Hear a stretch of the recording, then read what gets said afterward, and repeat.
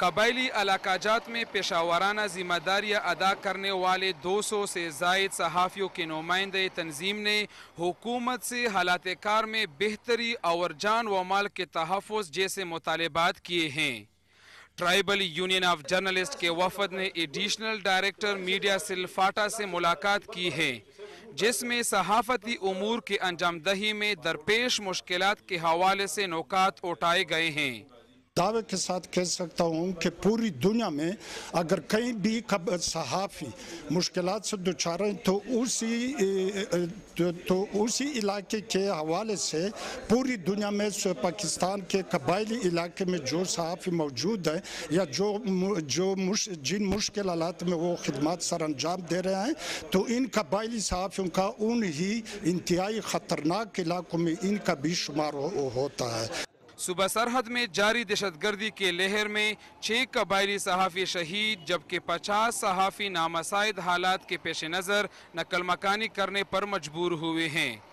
دہشت گردوں نے قبائلی علاقہ جات میں صحافیوں کا جینا دوبر کر رکھا ہے۔ ہمارے صحافی بھائی ورکنگ جرنلسٹ وہ کافی ان سے یہ جو حالات ہیں قبائلی علاقے میں ان سے متاثر ہو چکے ہیں، وہ اپنے گھروں کو چھوڑنے پہ مجبور ہو چکے ہیں اور وہاں پہ ان کو وہ حالات میسر نہیں جہاں پہ وہ اپنی صحافتی ذمہ داریاں نبھا سکے۔ قبائلی علاقوں میں صحافتی امور سر انجام دینے والے نامہ نگاروں کے لیے حکومت نے متعدد اقدامات کیے ہیں،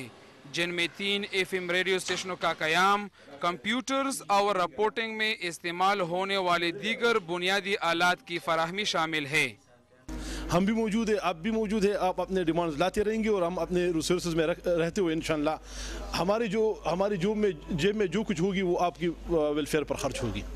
قبائلی علاقہ جات میں ترقی اور امن و امان کے قیام میں صحافی حکومتی کاوشوں کو قدر کی نگاہ سے دیکھتے ہیں،